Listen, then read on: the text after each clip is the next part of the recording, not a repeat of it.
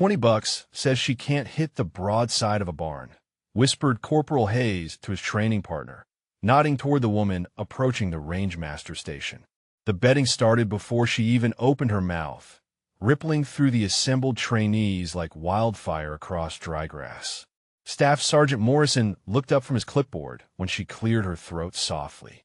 "Permission to demonstrate marksmanship qualification, sir." Her voice carried barely above the desert wind that swept across Camp Pendleton's shooting complex, but every word reached the 23 pairs of ears that had suddenly tuned in to what promised to be the day's entertainment. "Make it 50, someone called from the back of the group. "She won't even chamber a round properly." The laughter that followed had an edge to it, the kind that military personnel perfected when they sensed weakness in the ranks. Morrison's weathered face remained professionally neutral, but his eyes performed the same assessment every range instructor had drilled into muscle memory. 5'4", maybe 120 pounds, soaking wet, wearing utilities that looked like they'd been issued yesterday. The desert camouflage practically swallowed her frame, and her hands, he noticed, showed no calluses from weapons handling. "Ma'am," he said, setting down his pen with deliberate slowness, "this isn't a recreational facility. We're running advanced marksmanship qualifications today. Perhaps you'd be more comfortable observing from the bleachers." The suggestion carried the weight of professional courtesy masking institutional dismissal, and everyone present recognized it for what it was. An exit ramp, a face-saving way to avoid the embarrassment that seemed inevitable to every observer except the woman herself.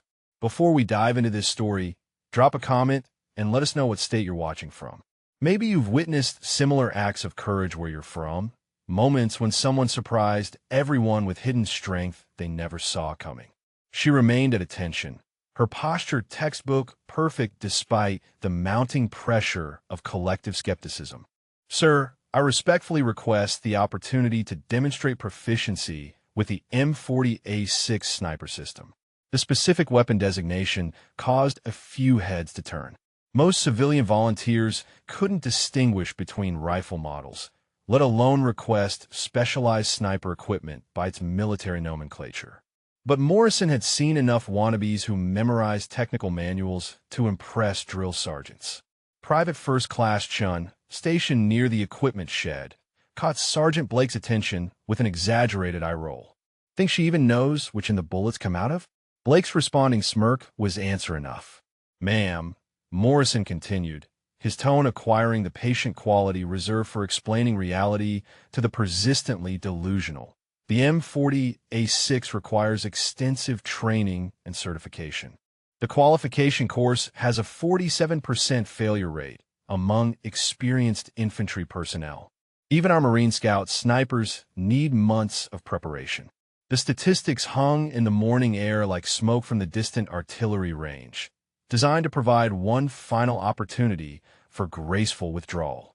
Morrison had delivered this speech countless times to overconfident recruits who confused video game prowess with actual marksmanship skill. "She's probably never even held a real rifle," muttered Lance Corporal Rodriguez to his squad mate. "This is going to be painful to watch."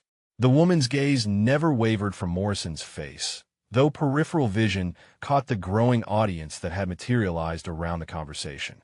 Training exercises on adjacent ranges had slowed as word spread through the facility's informal communication network. Something interesting was developing at Station 7. "Sir," she repeated, her voice maintaining the same quiet consistency that had initiated this exchange. "I understand the requirements. I'm requesting permission to attempt qualification." Morrison felt the familiar weight of command decision settling on his shoulders. Regulations technically permitted any military personnel to attempt qualification, but common sense argued against setting up obvious failures that wasted ammunition and range time.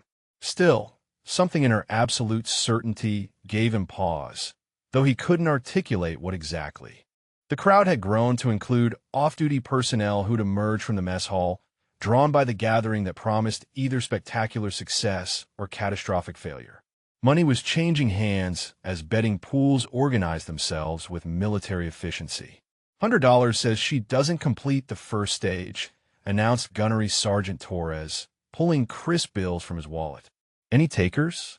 The silence that followed spoke volumes about collective confidence in the outcome. Nobody wanted to lose money on what appeared to be the most predictable event since sunrise. Morrison's weathered fingers drummed against his clipboard as he studied the woman's unwavering expression. 32 years of military service had taught him to read determination, and what he saw in her steady gaze didn't match the obvious mismatch between her appearance and her request. Still, regulations were regulations, and spectacular failures served as valuable teaching moments for overconfident recruits. "Ma'am," he said finally, stepping closer so his voice wouldn't carry to the growing audience. "I'm going to ask you one more time. Are you absolutely certain you want to proceed? The M40A6 qualification isn't just about hitting targets. We're talking about precision shooting at ranges up to 800 meters, with wind calculations, elevation adjustments, and breathing techniques that take months to master." She nodded once, a sharp movement that somehow conveyed both respect for his experience and absolute confidence in her decision. "Yes, sir. I'm certain." The formality of her response carried military bearing that surprised him. Most civilians attempting range qualification displayed nervous energy or false bravado. This woman exhibited the calm certainty of someone who'd made peace with whatever consequences awaited. Behind them, the betting pool had expanded beyond the immediate training group. Word traveled fast through Camp Pendleton's interconnected facilities, and personnel from a motor pool had joined the observers gathering around Station 7. The maintenance crews had abandoned their vehicle inspections, drawn by the promise of witnessing either an extraordinary upset or a humbling reminder of military reality. 2010 odds she doesn't hit paper at 100 meters, called out Chief Petty Officer Warren, a Navy instructor on temporary assignment. His voice carried the authority of someone accustomed to evaluating recruit capabilities, and several junior personnel nodded in agreement. Morrison checked his watch and calculated the disruption this demonstration would cause to the day's training schedule. But the growing crowd had created its own momentum, and attempting to disperse them now would generate more disruption than allowing the inevitable to unfold quickly. "Very well," he announced, his voice projecting across the assembled observers. "We'll conduct a modified qualification sequence. Standard targets at 100, 300, and 500 meters. 3 shots per distance. Passing score requires hitting center mass on at least 7 of 9 attempts." The specifications drew appreciative murmurs from knowledgeable personnel who understood the challenge's difficulty. Even experienced marksmen struggled with the longer distances, where atmospheric conditions and minor equipment variations could shift point of impact by several inches. Corporal Hayes leaned toward his training partner, keeping his voice low but not quite low enough. 7 out of 9? She'll be lucky to hit the target frame once. Look at her hands, man. Those aren't shooter's hands. The observation was accurate. Her fingers showed no evidence of calluses from extended trigger time, no microscopic powder burns that marked frequent range usage. Her utilities remained creased in places where regular weapons handling would have created wear patterns. Every visible indicator suggested someone more familiar with administrative duties than combat operations. Sergeant Blake approached Morrison's position, ostensibly to assist with range setup, but actually to voice concerns that professional courtesy prevented him from expressing publicly. "Sarge," he said quietly, "you sure about this? If she gets hurt or has some kind of breakdown, there's going to be paperwork from here to Washington." Morrison understood the concern. Military training accidents generated investigation boards, incident reports, and career-damaging questions about supervision and judgment. Allowing an obviously unqualified person to attempt advanced marksmanship could be interpreted as negligent leadership. "She's military personnel requesting qualification," Morrison replied, his tone indicating the discussion was closed. "We follow regulations and let performance speak for itself." The crowd parted as equipment personnel wheeled the M40A6 rifle system toward the firing line. The weapon's reputation preceded it, and several observers commented on its specifications with the reverence reserved for precision instruments. The rifle represented the pinnacle of military marksmanship technology, capable of accuracy that exceeded human ability to exploit its potential. Private Chun positioned himself near the spotting scope, eager to call out misses that would validate everyone's expectations. His enthusiasm was shared by most observers, who anticipated swift confirmation of their collective judgment. The betting pools had grown beyond monetary stakes to include duty assignments and weekend passes.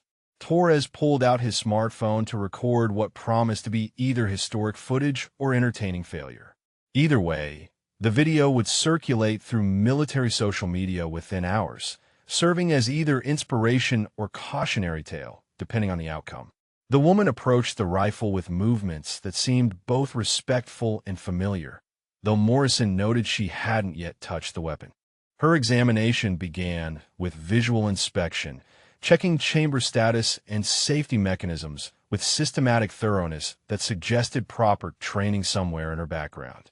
"Maybe she's not completely hopeless," muttered Rodriguez, though his tone indicated minimal confidence in this revised assessment. Morrison positioned himself at the Rangemaster station, where electronic targeting systems would provide immediate feedback on shot placement. The digital displays would eliminate any ambiguity about performance, recording precise impact locations that couldn't be disputed or explained away. "Range is hot," he announced, his voice carrying across the desert facility. All personnel maintained position behind the safety line. "Shooter, you may begin when ready." The formal declaration transformed casual observation into official qualification attempt. Conversation ceased as attention focused on the slight figure settling into position behind the precision rifle, her movements now scrutinized by dozens of trained military personnel who'd witnessed countless similar attempts.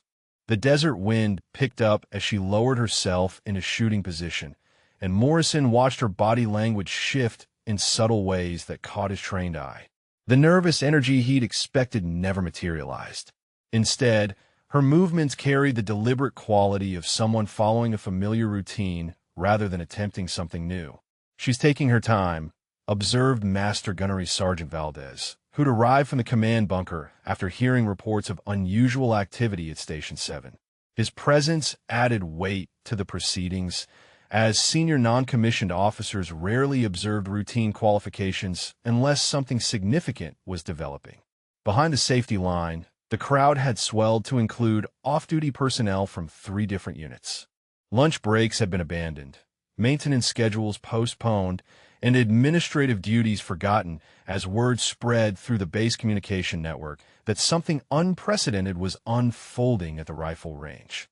"Look at her grip," whispered Lance Corporal Kim to her squad leader. "She's holding it like she's done this before." The observation carried surprise that hadn't been present in earlier assessments, as if witnessing actual competence where none had been expected. The woman's hands found their positions on the rifle with movements that seemed both natural and practiced. Her left hand supported the stock with fingers positioned for stability rather than strength, while her right hand approached the pistol grip with a careful placement that indicated understanding of trigger mechanics.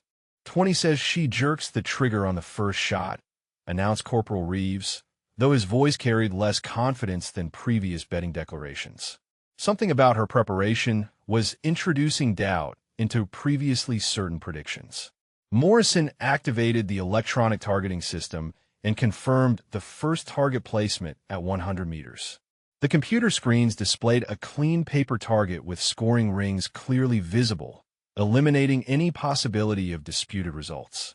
Whatever happened next would be recorded with mathematical precision. "Shooter," he called across the range. "First target is active at 100 meters. Take your time and fire when ready." The formal announcement created expectant silence among the observers. Conversations ceased, equipment maintenance stopped, and even the distant sounds of training exercises seemed to fade as attention focused on the solitary figure behind the precision rifle. She settled into the stock with a fluid motion that spoke of muscle memory rather than conscious thought. Her cheek found its position against the composite material with the certainty of someone returning to familiar territory, and her eye aligned with the scope's eyepiece without the searching movements typical of inexperienced shooters. Breathing technique looks solid, admitted Sergeant Blake reluctantly, his professional assessment overriding personal skepticism. She's not rushing into the shot like most rookies do. The observation rippled through knowledgeable personnel who recognized proper breathing control as a fundamental skill that required extensive practice to master. The woman's chest rose and fell in controlled cycles that indicated understanding of respiratory timing's impact on accuracy. Valdez positioned himself where he could observe both the shooter and the electronic displays, his experienced eye cataloging details that might explain the growing discrepancy between appearance and demonstrated competence. 30 years of evaluating military personnel had taught him to recognize the subtle indicators of genuine capability. Her trigger finger moved with deliberate precision, finding its position on the trigger face with the careful placement that indicated proper training. The finger lay across the trigger at the first joint, following textbook technique that most recruits required weeks to master. "This is taking too long," muttered Torres, though his complaint lacked conviction. Professional shooters understood that rushed shots inevitably resulted in poor accuracy, and the woman's methodical approach suggested someone who understood the relationship between patience and precision. The scope's crosshairs settled on the target's center with minimal movement, indicating steady position and proper bone support. Her body had become a stable platform for the precision rifle, with each component contributing to overall steadiness rather than fighting against it. Winds picking up from the southwest, observed Chun, reading environmental conditions with the automatic awareness of experienced range personnel. At 100 meters, atmospheric conditions had minimal impact on bullet trajectory, but professional shooters always accounted for environmental variables. Morrison watched the electronic displays and confirmed all systems were recording properly. Whatever happened in the next few seconds would be preserved with digital accuracy that eliminated interpretation or debate. The woman's performance would speak for itself without embellishment or excuse. "She's been in position for 2 minutes now," noted Hayes, checking his watch with growing impatience. "Most people either shoot quick or chicken out. She's doing neither." The extended preparation time was creating tension among observers who'd expected either immediate failure or obvious hesitation. Instead, they were witnessing methodical preparation that suggested someone working through a familiar checklist rather than struggling with unfamiliar equipment. Final breathing cycle initiated as her chest rose and fell in the controlled pattern that indicated shot execution was imminent. The range fell into absolute silence, with even the wind seeming to pause as dozens of trained military personnel focused their complete attention on a single trigger pull that would either validate their collective judgment or force them to reconsider everything they thought they understood about the quiet woman who'd requested this demonstration. The rifle cracked with the sharp authority that marked precision ammunition fired through a properly maintained barrel. The sound echoed across Camp Pendleton's desert ranges, carrying with it the collective held breath of 47 military personnel who'd witnessed countless qualification attempts, but never under circumstances quite like these. Silence followed the shot for exactly 3 seconds before the electronic targeting system's computer voice announced the result with digital certainty. "Hit. Center ring. 10.7.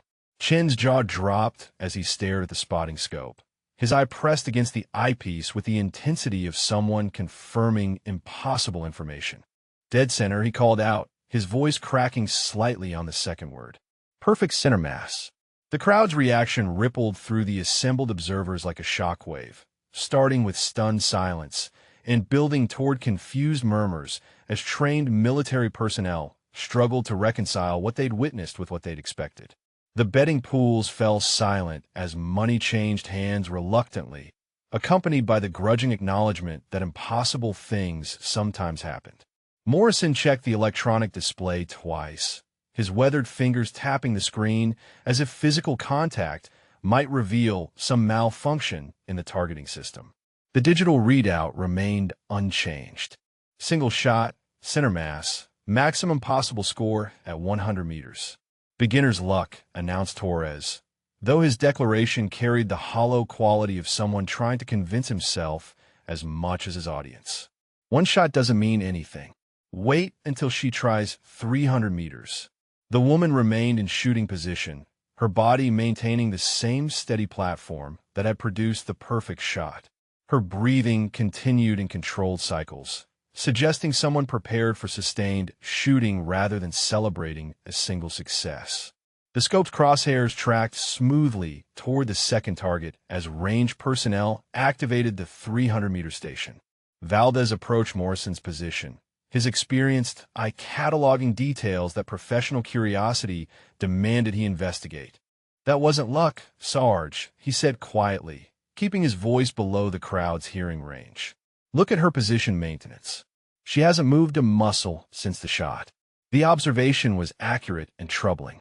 Inexperienced shooters invariably shifted position after firing, either from recoil effects or excitement over results. The woman's absolute stillness suggested someone accustomed to firing multiple shots from the same position, a skill that required extensive training to develop. Behind the safety line, conversations had resumed with notably different tone and content.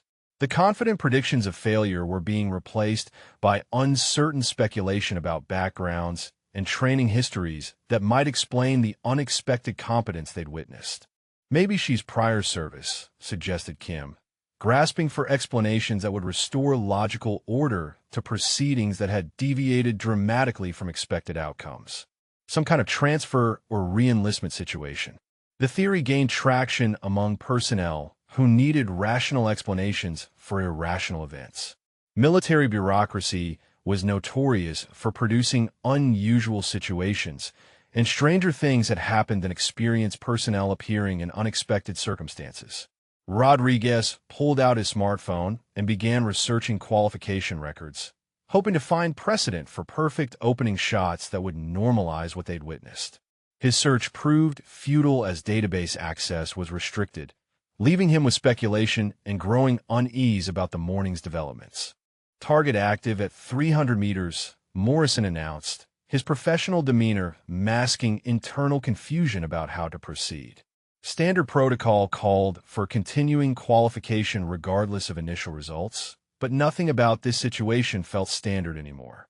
The second target appeared on the electronic displays, its scoring rings clearly visible despite the increased distance that made visual confirmation impossible without optical assistance. At 300 meters, atmospheric conditions began affecting bullet trajectory in measurable ways that required compensatory adjustments.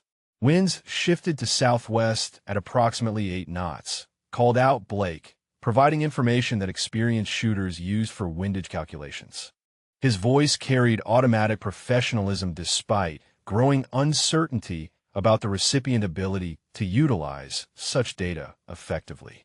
The woman's position remained rock steady as she tracked toward the distant target. Her scope adjustments were minimal and decisive, suggesting someone who understood ballistic calculations intuitively rather than struggling through mathematical conversions that slowed inexperienced shooters. "She's making elevation corrections," observed Hayes with surprise that bordered on alarm. "How does she know the ballistic drop for that ammunition at 300 meters? The technical knowledge required for accurate long-range shooting extended far beyond basic marksmanship into areas of physics and mathematics that most military personnel learned through months of specialized training. Yet the woman's adjustments suggested familiarity with ballistic principles that contradicted her apparent newcomer status. Chun maintained his position at the spotting scope, his responsibility to call shots taking on heightened importance as the crowd's skepticism transformed into focused attention. The second shot would either confirm the first as impossible luck or establish a pattern that demanded serious reconsideration of previously certain assumptions. Valdez checked his watch and calculated the time elapsed since shooting commenced. Professional qualification attempts followed predictable patterns, with experienced shooters maintaining steady rhythm while inexperienced personnel struggled with timing and position maintenance. The woman's consistent pace suggested someone working through familiar routine rather than adapting to new challenges. She's taking the same amount of time for target acquisition, he noted to Morrison. Same breathing pattern, same position discipline. That's not accident or luck. The observation carried implications that both men understood, but neither wanted to articulate. Military training produced specific behavioral patterns that became second nature through repetition and reinforcement. What they were witnessing suggested extensive prior training that hadn't been mentioned in any preliminary briefing or personnel file they'd reviewed. The second shot came 12 seconds after target activation, delivered with the same mechanical precision that had produced the first impossible result. The rifle's report carried across the desert ranges like a statement of fact that brooked no argument or interpretation. Hit. Center ring. 10.9. Chen's voice cracked completely this time as he called the shot, his professional composure finally succumbing to the reality that professional judgment had failed catastrophically. 2 for 2, dead center. This isn't happening. The electronic targeting system's digital readout confirmed what optical observation had already established. Perfect shot placement at 300 meters, accounting for bullet drop and wind drift with calculations that should have required extensive experience to master. The woman had fired 2 shots and achieved 2 perfect scores. Torres felt his wallet growing lighter as the betting pools collapsed around him like a house of cards in a hurricane. Nobody was taking his bets anymore because nobody wanted to lose money on what was rapidly becoming the most expensive lesson in assumption-making that Camp Pendleton had witnessed in recent memory. Morrison's clipboard had become a forgotten prop in his nerveless fingers as he stared at the electronic displays with the intensity of someone trying to wake up from a particularly vivid dream. 32 years of evaluating military marksmanship had prepared him for many possibilities, but this wasn't among them. The crowd's murmurs had evolved into urgent conversations as personnel struggled to develop theories that might explain what they were witnessing. Cell phones appeared throughout the gathering as off-duty personnel attempted to research databases, contact colleagues, and find some rational explanation for the impossible. "She's got to be some kind of instructor," suggested Reeves, his voice carrying the desperate quality of someone grasping for logical explanations that might restore sanity to proceedings that had veered completely off the rails of normal experience. "But instructors would have been introduced properly," countered Kim, "and they'd be wearing instructor insignia. Look at her uniform. Nothing but standard issue with no specialty badges or qualification markers." The observation was accurate and deeply troubling. Military protocol demanded that specialized personnel display appropriate insignia indicating their training and qualifications. The woman's uniform showed none of the markings that would identify advanced marksmanship training, sniper qualification, or instructor status. Valdez had moved closer to the firing line, his professional curiosity overriding safety protocols as he attempted to observe shooting technique that might provide clues about training background. What he saw defied easy categorization and challenged fundamental assumptions about skill development. "Her breathing control is textbook perfect," he reported to Morrison in quiet tones meant to avoid crowd attention. "But it's not just textbook. It's instinctive, like she's been doing this for decades." The assessment carried disturbing implications about the depth of training required to achieve such automatic proficiency. Military sniper schools produced similar technique through months of intensive instruction, but even their graduates showed occasional inconsistencies that marked them as human beings subject to performance variables. Rodriguez had abandoned his attempts to research official databases and was now recording video footage with his smartphone, partly for documentation and partly because he doubted anyone would believe second-hand accounts of what was transpiring. The footage would serve as evidence that impossible things sometimes happen despite professional certainty to the contrary.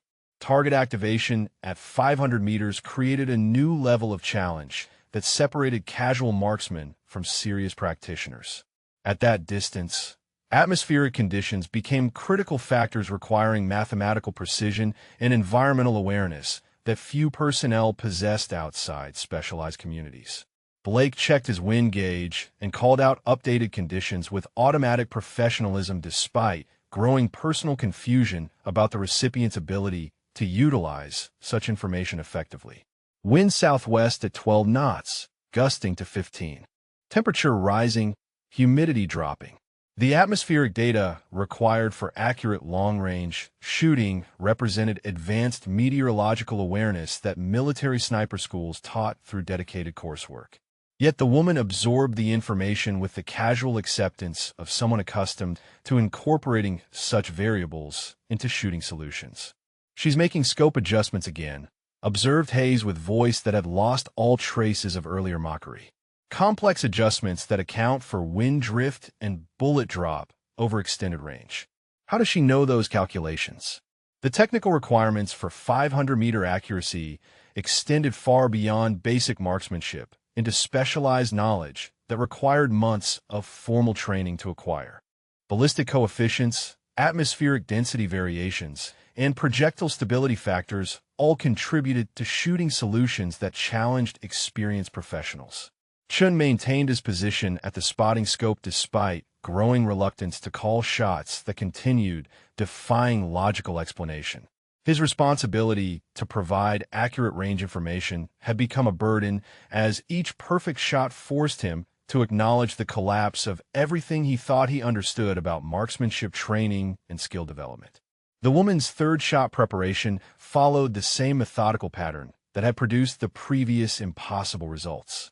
Her position remained absolutely steady. Her breathing continued in controlled cycles, and her scope adjustments suggested someone working through calculations that should have required specialized education to understand. Morrison checked the electronic targeting system one final time, confirming all sensors were functioning properly and recording accurate data. Whatever happened next would be preserved with digital precision that eliminated any possibility of measurement error or interpretive bias. The woman's performance would speak for itself through mathematical certainty. "This is the shot that separates recreational shooters from professionals," announced Valdez to the assembled crowd, his voice carrying the weight of someone who understood the technical challenges involved. 500 meters with variable wind conditions and rising temperature. Even experienced marksmen struggle with this distance. The declaration created expectant tension among observers who desperately wanted normal results that would restore logical order to proceedings that had challenged fundamental assumptions about skill acquisition and performance predictability. The desert wind had strengthened, creating visible heat shimmer across the 500-meter range that distorted target appearance and complicated accurate range estimation. Atmospheric conditions that would challenge even experienced military snipers were now testing someone whose capabilities had already shattered every reasonable expectation. Morrison found himself hoping she would miss, not from malice, but from desperate need to restore logical order to a demonstration that had careened beyond the boundaries of normal experience in a territory that challenged fundamental assumptions about training, skill development, and human capability. The electronic targeting system confirmed the distant target's activation with digital precision that eliminated any ambiguity about range or scoring requirements. At 500 meters, the target appeared as a small speck requiring optical magnification to resolve clearly, and atmospheric disturbances made accurate shot placement a test of both technical skill and environmental awareness. "She's going to miss this one," Torres declared with voice that carried more hope than conviction. "Nobody makes 3 perfect shots in a row. The laws of probability alone make it impossible." But probability had already been suspended somewhere between the first impossible center hit and the growing crowd of military personnel who'd abandoned their duties to witness events that defied professional understanding. Mathematics meant nothing when confronted with performance that exceeded theoretical limitations. The woman's scope adjustments for the extended range were both extensive and decisive, suggesting someone who understood ballistic tables intuitively rather than struggling through calculations that challenged most military marksmen.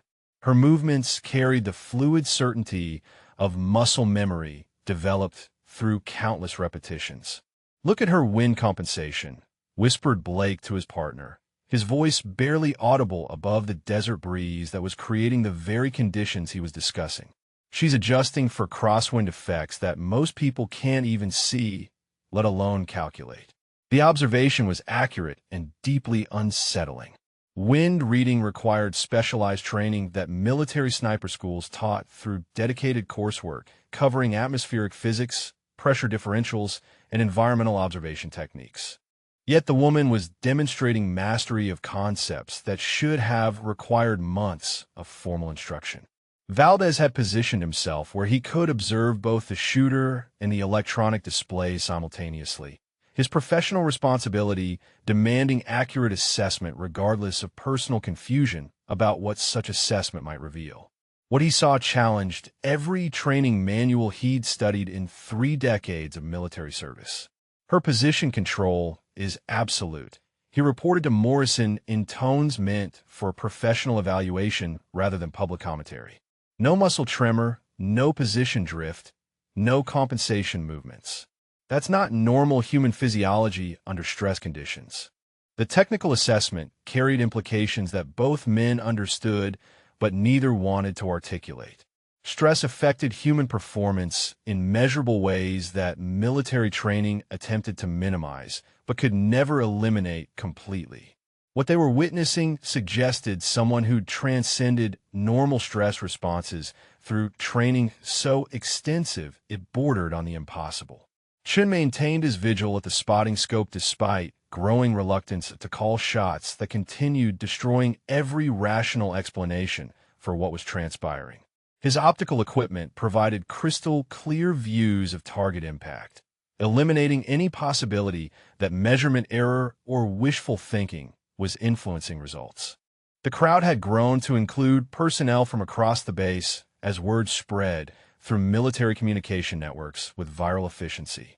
Training schedules had been abandoned, administrative duties postponed, and equipment maintenance forgotten as Camp Pendleton's population gathered to witness something that might never happen again. Rodriguez continued recording with a smartphone, though he'd begun questioning whether video evidence would convince anyone who hadn't witnessed these events personally. The footage looked impossible even to him, and he was watching it happen in real time through his own eyes. Temperatures rising fast, announced Hayes, reading environmental conditions with automatic professionalism despite growing personal bewilderment. Heat shimmers getting worse. Visual distortion is increasing by the minute. The atmospheric conditions were deteriorating in ways that made accurate long-range shooting progressively more difficult. Rising temperature created air density variations that affected bullet trajectory, while increasing heat shimmer distorted target appearance and complicated precise aiming. Kim checked her watch and calculated elapsed time since the demonstration began. 15 minutes had transformed routine range qualification into an event that would generate discussion for months, assuming anyone could develop rational explanations for what they'd witnessed. She's been in position for 4 minutes now, Kim observed, noting preparation time that exceeded previous shots. Maybe the distance is finally getting to her. Maybe she's realizing this shot is actually impossible. But the extended preparation suggested methodical calculation rather than growing uncertainty. The woman's breathing remained controlled, her position maintained absolute steadiness, and her scope adjustments continued with the decisive precision that had characterized her previous performance. Morrison activated his radio and confirmed that senior command had been notified of unusual developments at Station 7. Protocol demanded that extraordinary events be reported through appropriate channels, though he struggled to find words that would accurately describe what was happening without sounding delusional. This is either the greatest marksmanship display in base history, he confided to Valdez, or we're all experiencing some kind of collective hallucination. Either way, somebody above my pay grade needs to know about it. The woman's final breathing cycle initiated with the same controlled rhythm that had preceded her previous impossible shots. Range personnel recognized the pattern and prepared for impact assessment that would either confirm the impossible or finally restore sanity to proceedings that had challenged everything they thought they understood about human capability and training limitations. Absolute silence settled over the assembled crowd as 47 military personnel focused their complete attention on a trigger pull that would either complete the most extraordinary marksmanship demonstration any of them had witnessed or finally provide the failure that logical thinking demanded must eventually occur. The third shot shattered the desert morning with finality that seemed to echo across every range at Camp Pendleton. The sound carried with it the collective disbelief of 63 military personnel who'd witnessed the mathematically impossible occur with mechanical precision that defied human limitations. Hit. Center ring. 11.0. Chen's voice barely functioned as he called the perfect shot, his professional composure completely abandoned in favor of stunned acknowledgement that reality had fundamentally shifted during the past 20 minutes. Perfect score. Dead center at 500 meters. All 3 shots maximum points. The electronic targeting system's digital display confirmed what optical observation had already established beyond dispute. 3 shots fired, 3 perfect center hits. Total possible score achieved under atmospheric conditions that would challenge Olympic-level marksmen. The woman had accomplished something that belonged in training manuals as theoretical perfection. Silence stretched across the assembled crowd like a physical presence as 63 trained military personnel struggled to process information that contradicted everything they understood about marksmanship training, skill development, and human performance under pressure.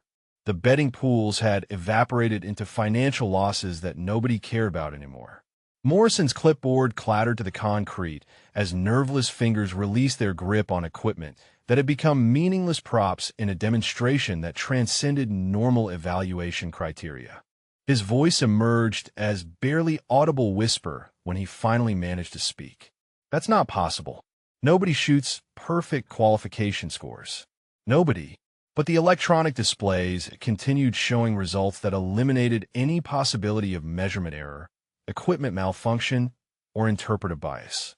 Digital certainty had recorded mathematical perfection that would stand as permanent documentation of events that challenged fundamental assumptions about training and capability.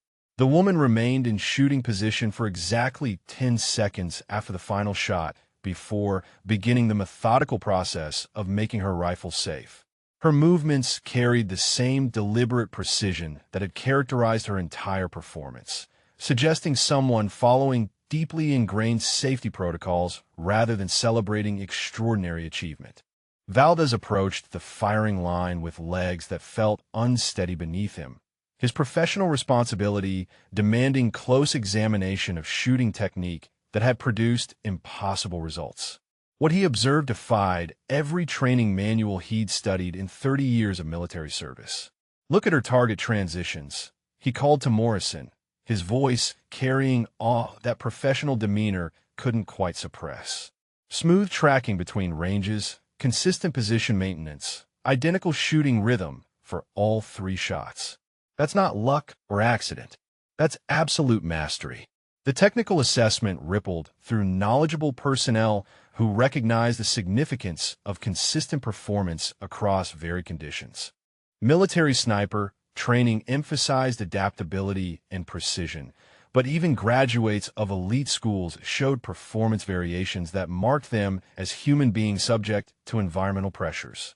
Torres had stopped calculating financial losses and was now staring at the woman with expression that mixed professional respect with personal bewilderment. 3 perfect shots under deteriorating conditions that should have made accuracy progressively more difficult. He'd witnessed something that would haunt his understanding of human capability for the remainder of his career. Behind the safety line, smartphones had appeared throughout the crowd as personnel attempted to document events that would require video evidence to convince anyone who hadn't witnessed them personally. The footage looked impossible even to those recording it, creating permanent records of mathematical perfection achieved under combat-equivalent stress conditions.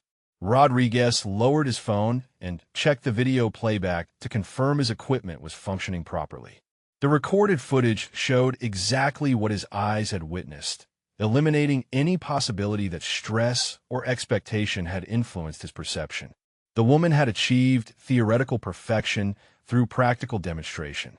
Blake checked atmospheric conditions one final time and confirmed that environmental factors had worsened throughout the shooting sequence.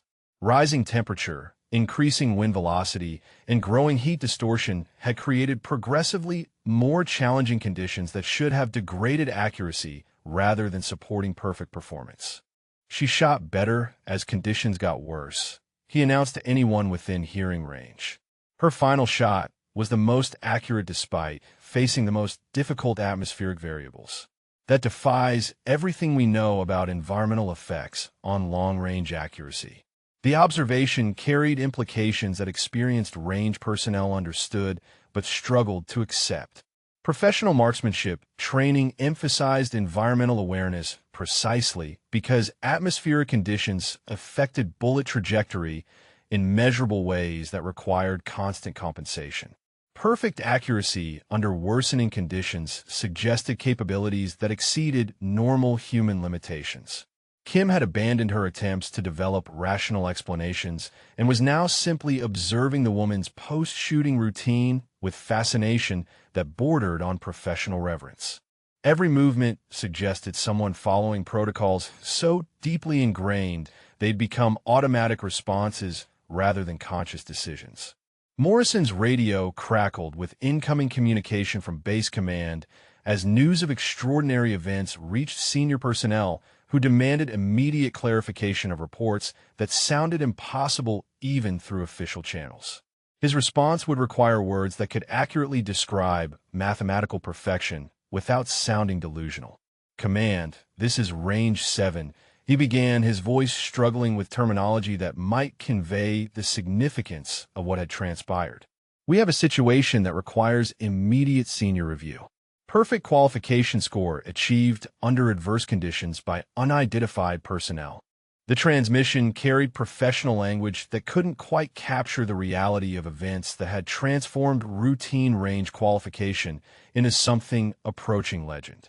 Morrison understood that his report would generate questions he couldn't answer and investigations that might challenge his own credibility. The woman had completed her safety procedures and was now standing beside the rifle with posture that suggested patient waiting rather than celebration of extraordinary achievement. Her expression remained neutral despite having accomplished something that would be discussed in military circles for decades to come. The sound of approaching vehicles cut through the desert air as 3 black SUVs crested the ridge overlooking Station 7 with urgency that suggested this was no routine inspection visit.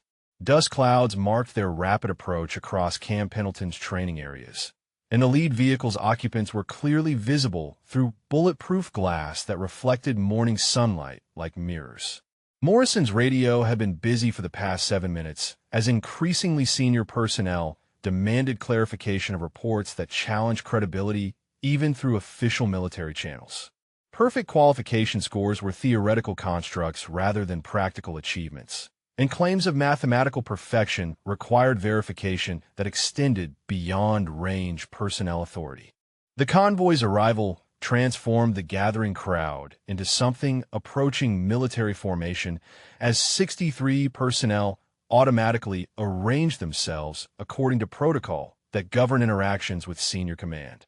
Cell phones disappeared, conversations ceased, and attention focused on vehicles that were disgorging passengers whose rank insignia were visible even at distance.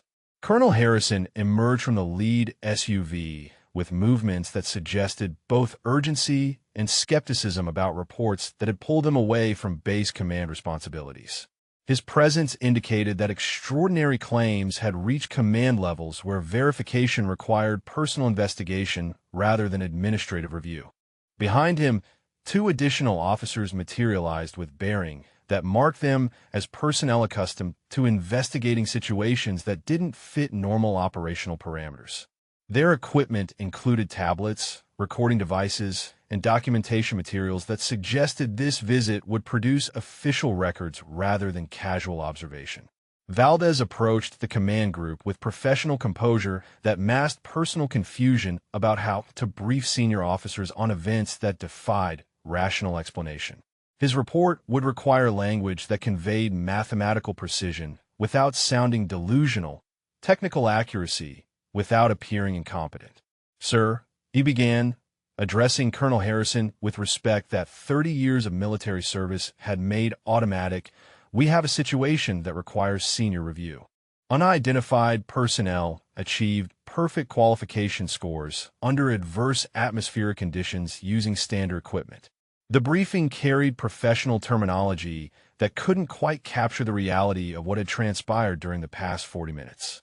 Military language possessed precise vocabulary for normal events, but struggled with descriptions of impossible achievements that challenged fundamental assumptions about human capability. Harrison's weathered face displayed the skepticism that senior command reserved for reports that sounded too extraordinary to be accurate. Perfect scores were statistical anomalies rather than practical possibilities, and claims of mathematical perfection required evidence that extended beyond witness testimony from range personnel.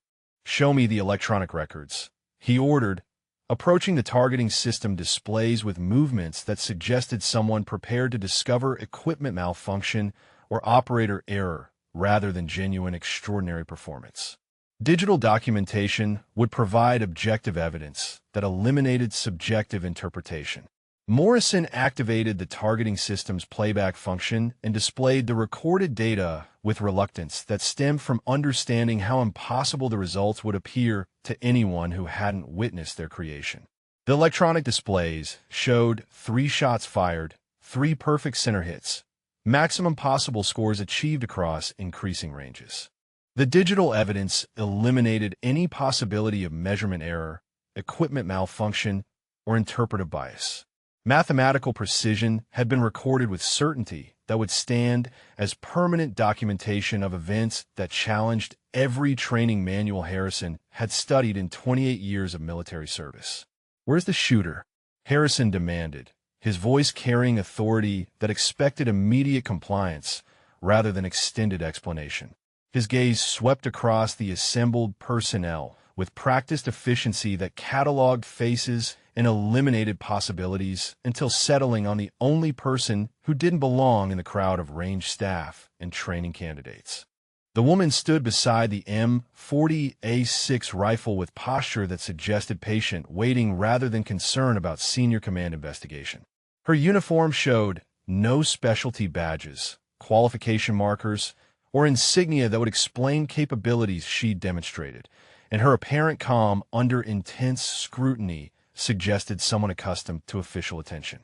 Harrison approached her position with movements that combined professional assessment with personal curiosity about personnel who could achieve theoretical perfection under practical conditions. His examination began with visual inspection that cataloged details training had taught him to notice automatically. "Name and unit," he commanded, his voice carrying expectation of immediate response that brooked no delay or evasion. Military protocol demanded identification before any other considerations, and extraordinary performance didn't exempt personnel from basic accountability requirements.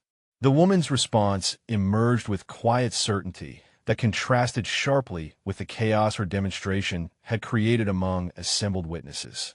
"Rachel Voss, sir. I'm not assigned to any active unit currently." The answer raised more questions than it resolved because personnel achieving perfect qualification scores didn't exist in administrative limbo without unit assignments or command structure oversight. Military bureaucracy tracked everyone with mathematical precision that eliminated possibilities of unaccounted personnel with extraordinary capabilities.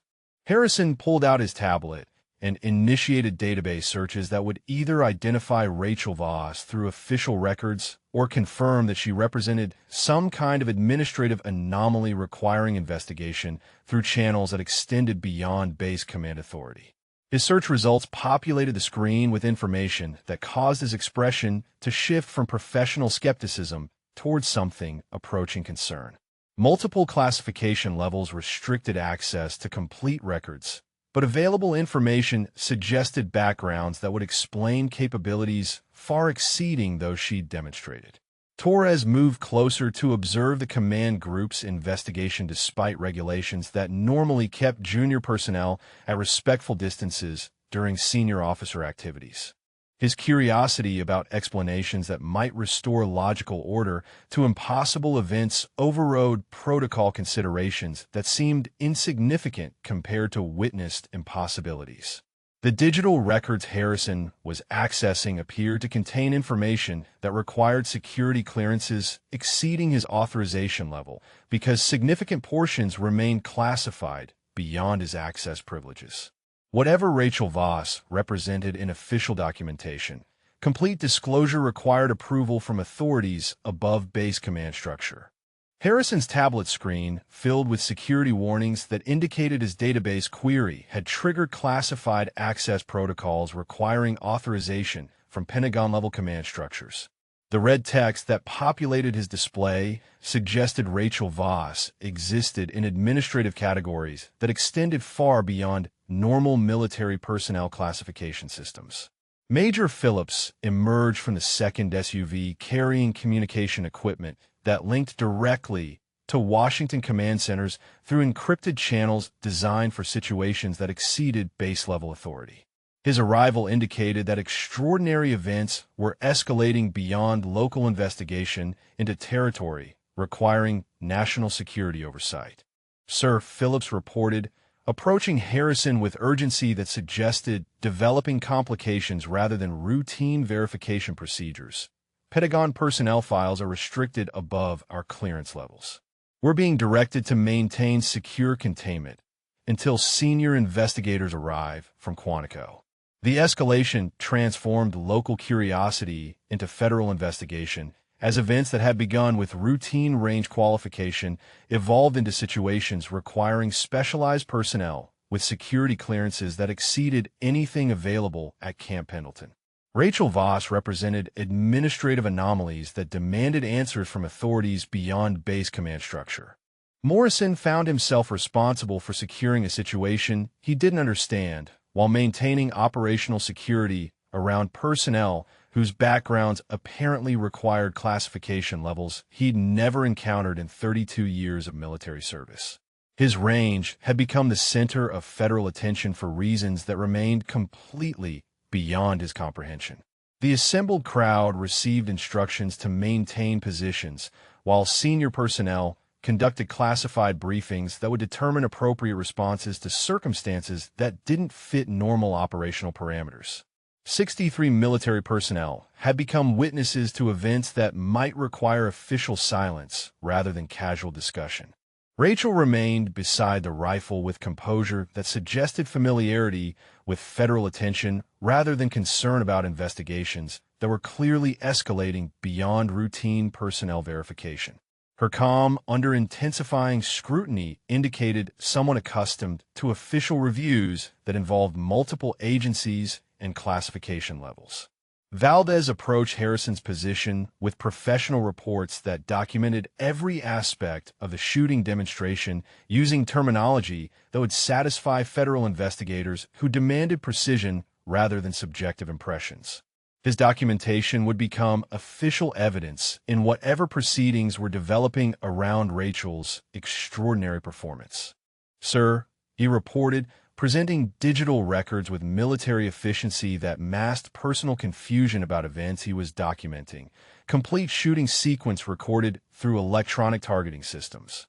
3 shots fired, 3 perfect center hits, maximum possible scores achieved under deteriorating atmospheric conditions.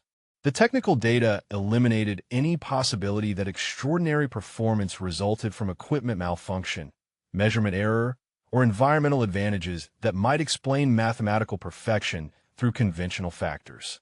Rachel had achieved theoretical impossibility through practical demonstration that defied every training manual Phillips had studied. Additional vehicles appeared on the horizon as federal investigators responded to reports that had triggered security protocols designed for situations involving classified personnel who appeared in unexpected circumstances. The expanding response suggested Rachel's background contained elements that required specialized handling rather than routine military processing. Torres had stopped attempting to understand developing events and was now simply observing federal procedures that transformed routine training areas into classified investigation sites, requiring security measures that exceeded anything he'd witnessed during 15 years of military service. Whatever Rachel represented, official response indicated significance beyond anything he'd imagined possible. Phillips established secure communication links with Pentagon personnel who possessed authorization to access Rachel's complete records and provide guidance about appropriate responses to situations that clearly exceeded base command authority. His conversations remained classified, but generated instructions that would determine how extraordinary events would be handled officially. Kim found herself positioned within federal security perimeters that had materialized around Station 7 with efficiency that suggested pre-planned responses to situations involving classified personnel appearing in unexpected circumstances. Military training had prepared her for many contingencies, but federal investigations of shooting demonstrations weren't among them. Harrison received updated instructions through encrypted channels that required immediate implementation regardless of personal understanding about circumstances that were evolving beyond his experience or authority. Federal oversight had assumed responsibility for situations that exceeded local capability to investigate or resolve appropriately. The growing federal presence indicated that Rachel's perfect shooting demonstration had triggered responses designed for circumstances involving personnel whose backgrounds required protection rather than investigation. Security measures were expanding to encompass everyone who'd witnessed events that might require official classification rather than casual discussion. Rodriguez discovered that his smartphone footage was now considered potential classified material requiring federal review before any distribution or discussion outside official channels. His documentation of impossible events had become evidence in investigations that extended far beyond personal curiosity about extraordinary marksmanship demonstrations. Blake observed federal procedures with professional interest that was rapidly being replaced by growing concern about his involvement in situations that clearly required security clearances he didn't possess. Whatever he'd witnessed during the past hour, official response suggested complications that extended far beyond routine personnel verification. Additional specialized personnel arrived carrying equipment designed for classified investigations involving personnel whose backgrounds required federal oversight rather than military administrative processing. Rachel Voss had triggered responses that indicated her shooting demonstration was merely the visible portion of circumstances that remained classified beyond base personnel authority. The expanding investigation transformed Camp Pendleton's training ranges into federal facilities requiring security measures that eliminated normal base operations until specialized personnel could determine appropriate responses to events that defied conventional explanation through standard military procedures and protocols that govern routine personnel activities. The distinctive sound of helicopter rotors cut through the desert air as a UH-60 Black Hawk approached Camp Pendleton with a purposeful urgency that marked high-priority personnel transport.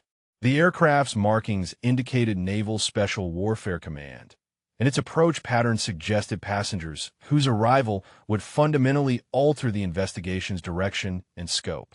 Colonel Marcus Steele emerged from the helicopter before its rotors had fully spun down. His sealed trident and silver eagles clearly visible against desert camouflage that bore the subtle indicators of someone who'd spent decades in special operations. His presence indicated that Rachel's situation had escalated to levels requiring the most senior special warfare personnel available. Harrison approached the SEAL colonel with professional respect that masked personal relief about transferring responsibility for circumstances that had exceeded his authority and understanding. Federal investigations involving classified personnel required expertise that extended far beyond base command capabilities, and Steele's arrival suggested appropriate authority was finally addressing extraordinary events. Colonel Steele, Harrison began, presenting situation reports with military efficiency that documented events without attempting interpretation of circumstances that defied conventional explanation. We have an unidentified individual who achieved perfect qualification scores under adverse conditions. Pentagon personnel files are classified above our clearance levels. Steele accepted the documentation with movements that suggested familiarity with situations involving classified personnel appearing in unexpected circumstances. His examination of electronic targeting records proceeded with professional thoroughness that indicated extensive experience evaluating extraordinary performance claims that required verification through specialized channels. The digital evidence confirmed mathematical perfection that challenged fundamental assumptions about human marksmanship capabilities under combat equivalent stress conditions. 3 shots fired, 3 perfect center hits, maximum possible scores achieved across increasing ranges with deteriorating atmospheric conditions that should have degraded accuracy progressively. "Where's she?" Steele demanded, his voice carrying authority that expected immediate compliance, rather than extended briefing about circumstances that clearly required direct assessment of personnel whose capabilities had triggered federal investigation protocols involving multiple agencies and classification levels extending to Pentagon oversight. Phillips directed the SEAL colonel toward Rachel's position beside the M40A6 rifle, where she maintained the same composed waiting posture that had characterized her behavior throughout the escalating investigation. Her apparent calm, under intensifying federal scrutiny, suggested someone accustomed to official attention from senior special operations personnel. Steele approached Rachel with movements that combined professional assessment with personal recognition that became increasingly apparent as he examined details that training had taught him to notice automatically. His expression shifted from investigative curiosity toward something approaching stunned realization that transformed federal investigation into personal reunion. "Good morning, Ghost," he said quietly, using terminology that carried significance extending far beyond standard military address protocols. His voice held tones that mixed professional respect with personal familiarity, suggesting shared history that explained capabilities no training manual could adequately describe or categorize. The assembled crowd heard the single word that suddenly provided context for everything they'd witnessed during the past 2 hours. "Ghost," a call sign that carried legendary status within special operations communities, associated with marksmanship achievements that existed at the intersection of myth and classified reality. Morrison felt understanding dawn with the devastating clarity that accompanies realization of monumental errors in judgment. They'd been witnessing demonstration by someone whose reputation existed in the classified realm, where extraordinary became routine and impossible transformed into operational necessity through training that exceeded anything conventional military instruction could provide. Torres experienced the stomach-dropping sensation that accompanied recognition of colossal mistakes in assessment and judgment. He'd been betting against someone whose capabilities existed in categories that rendered normal evaluation criteria completely meaningless, and his financial losses represented the least significant consequences of his fundamental misunderstanding. Valdez approached the command group with professional reports that now carried entirely different significance given revelations about Rachel's true identity and background. Documentation of perfect shooting performance transformed from extraordinary anomaly into expected demonstration of capabilities that existed within classified special operations parameters. "Sir," he reported to Colonel Steele, presenting electronic records with newfound respect for personnel whose achievements suddenly made perfect sense within appropriate operational context. Complete shooting sequence documented through targeting systems. Maximum possible scores achieved under adverse atmospheric conditions using standard equipment. Steele reviewed the digital evidence with professional satisfaction that indicated confirmation of expected performance rather than surprise about extraordinary achievements. Rachel's demonstration represented routine capability maintenance rather than exceptional accomplishment, viewed through appropriate classified operational frameworks that govern special operations personnel.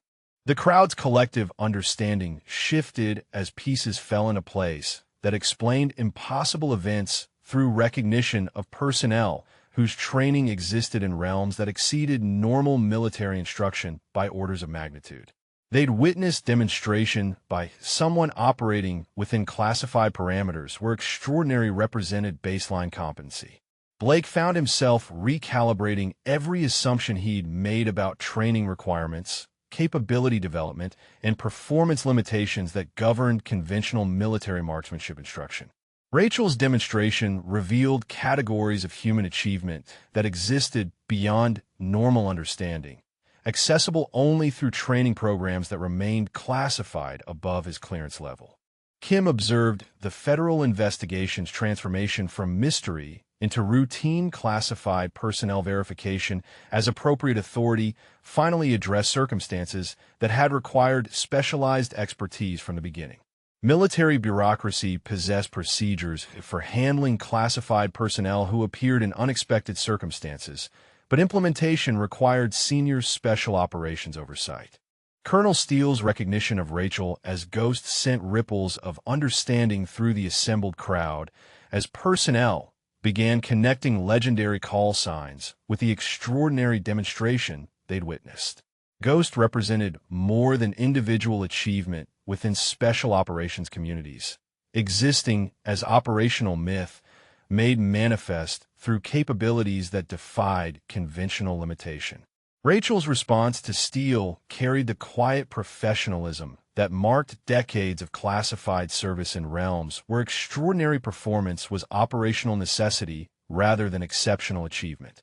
"Good morning, Colonel. I was conducting routine marksmanship maintenance when circumstances escalated beyond normal parameters." Her explanation treated perfect qualification scores as routine capability verification rather than impossible accomplishment, providing insight into operational standards that existed within classified special warfare parameters where mathematical perfection represented baseline competency rather than theoretical achievement.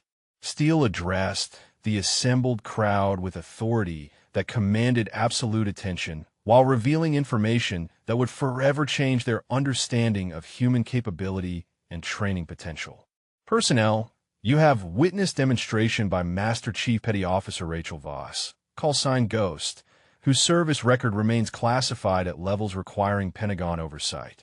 The formal introduction transformed speculation into documented fact as senior special operations personnel verified identity and capabilities that explained impossible events through recognition of training that exceeded conventional military instruction by orders of magnitude that rendered normal evaluation criteria completely meaningless.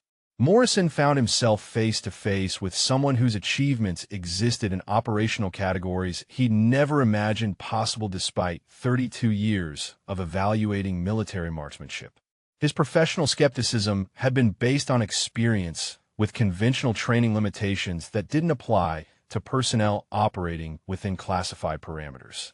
Ghost holds the record for longest confirmed kill in military history. Steele continued, providing context that explained mathematical perfection through recognition of operational achievements that existed beyond normal documentation. Her training includes programs that remain classified above most personnel clearance levels, involving capabilities that represent state-of-the-art human performance enhancement. The revelation explained everything witnesses had struggled to understand during the past 3 hours. Perfect shooting performance wasn't extraordinary when viewed through appropriate operational framework that governed special operations personnel whose training transcended conventional limitation through methods that remained classified for national security reasons. Torres felt his earlier betting confidence transform into profound respect for personnel whose capabilities existed in realms where his assumptions about human limitation had been systematically transcended through training programs that represented pinnacles of military instruction. His financial losses represented educational expenses in understanding operational reality.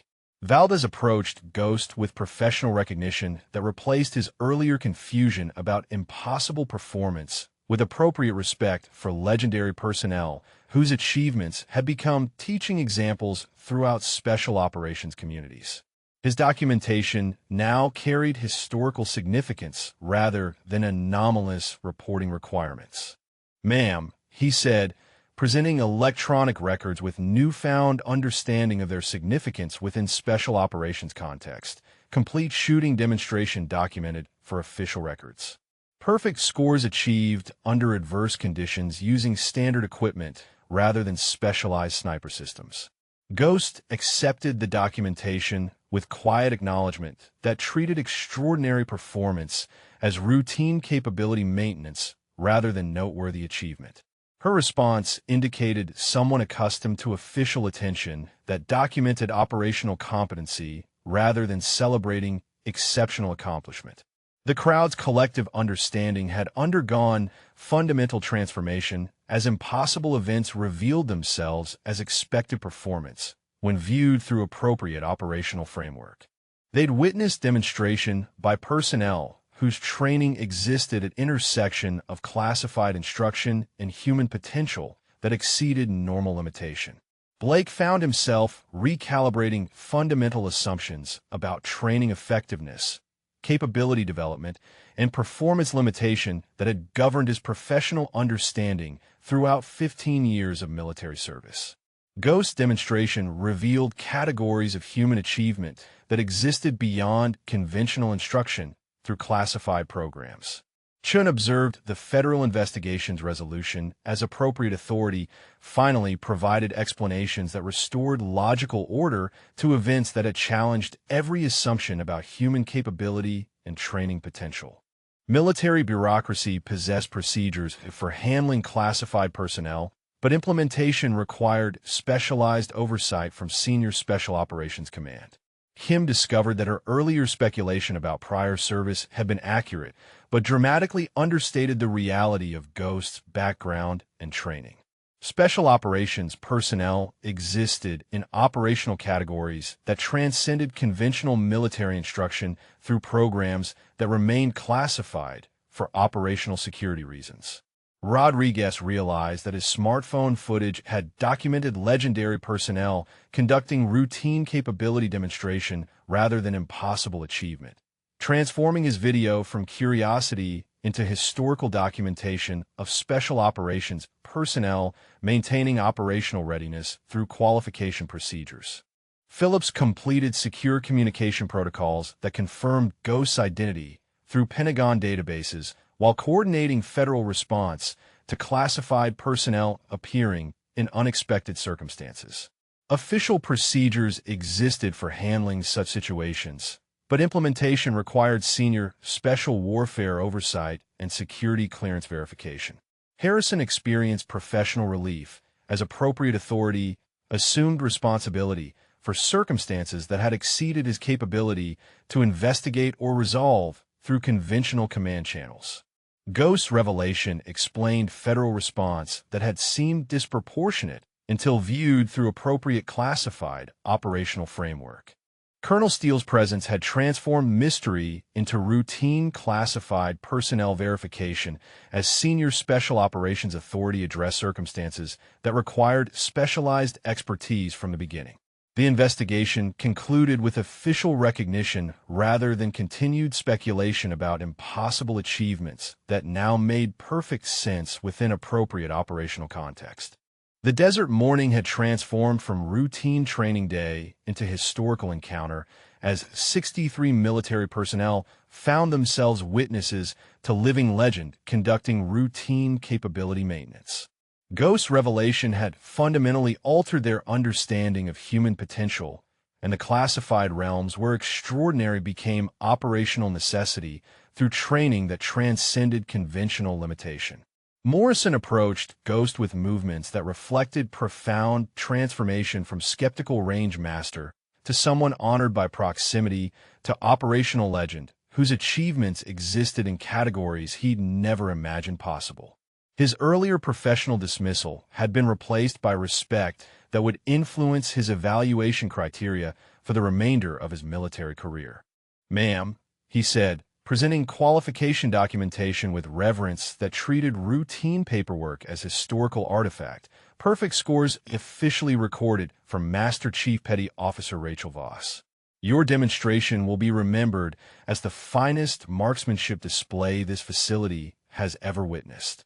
Ghost accepted the documentation with quiet professionalism that treated extraordinary achievement as expected outcome rather than noteworthy accomplishment.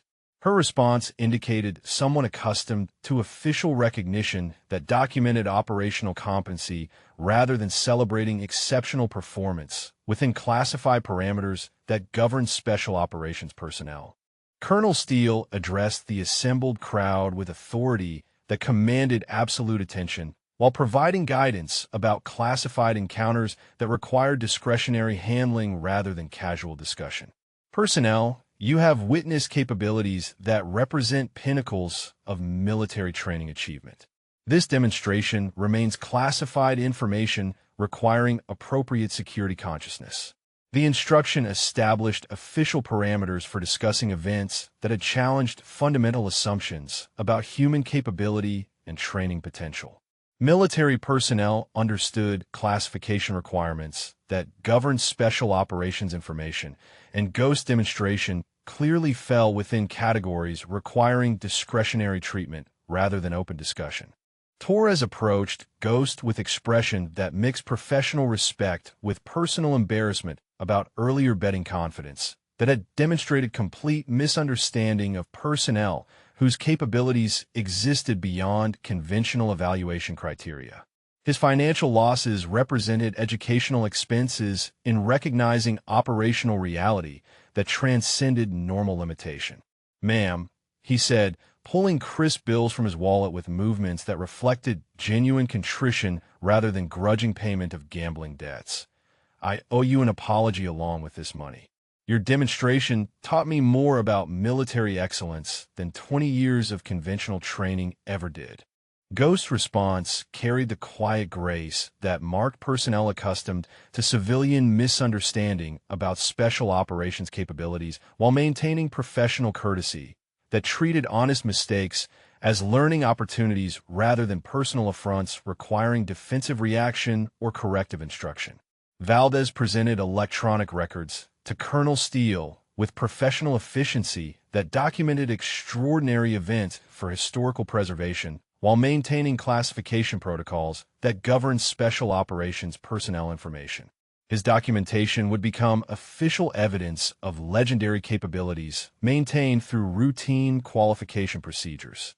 "Sir," he reported, presenting digital evidence with newfound understanding of its significance within special operations context. Complete demonstration recorded through targeting systems for official archives. Master Chief Voss achieved mathematical perfection under deteriorating atmospheric conditions that challenged even specialized equipment accuracy. The technical documentation eliminated any possibility that extraordinary performance resulted from equipment advantages or environmental factors that might explain mathematical perfection through conventional explanations. Ghost had achieved theoretical impossibility through practical demonstration of capabilities that existed within classified training parameters. Blake found himself fundamentally reconsidering evaluation criteria that had governed his professional assessment of military marksmanship throughout 15 years of service. Ghost's demonstration revealed categories of human achievement that existed beyond conventional instruction through training programs that remained classified above his clearance level. Kim observed federal procedures, concluding as appropriate authority resolved circumstances that had required specialized expertise from the beginning. Military bureaucracy possessed protocols for handling classified personnel who appeared in unexpected situations, but implementation required senior special operations oversight that had finally materialized through Colonel Steele's arrival. Chin approached Ghost with professional recognition that replaced earlier confusion about impossible performance with appropriate respect for legendary personnel whose achievements had become instructional examples throughout special operations communities. His earlier skepticism had been based on conventional understanding that didn't apply to classified capabilities. "Ma'am," he said, presenting spotting scope documentation with movements that reflected genuine honor proximity to operational legend. "I've called thousands of shots during my career, but I've never witnessed mathematical perfection achieved under combat equivalent conditions. Your demonstration will influence my instruction methods permanently." Rodriguez discovered that his smartphone footage had documented historical encounter with legendary special operations personnel rather than impossible anomaly requiring rational explanation. His video would serve as permanent record of extraordinary capabilities maintained through routine qualification procedures that existed within classified parameters.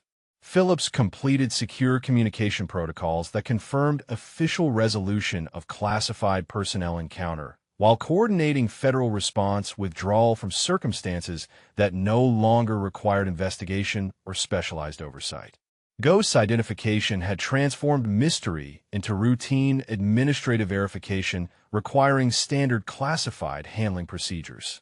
Harrison experienced professional satisfaction as extraordinary events concluded with appropriate recognition rather than continued confusion about impossible achievements that now made perfect sense within special operations framework.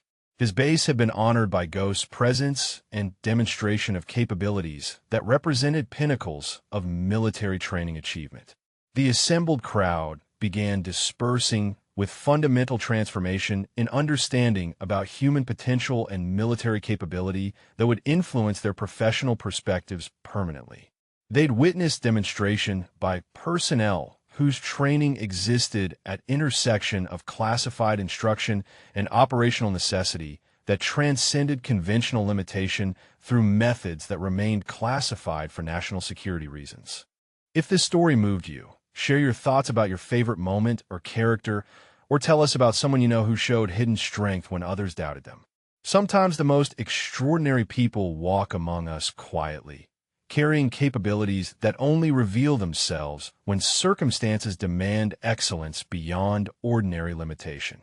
Ghost's demonstration had transformed routine training day into encounter with living legend whose achievements would be discussed with respect and wonder throughout Camp Pendleton for decades to come, serving as permanent reminder that extraordinary capabilities existed within classified realms where impossible became operational reality through dedication that exceeded normal understanding.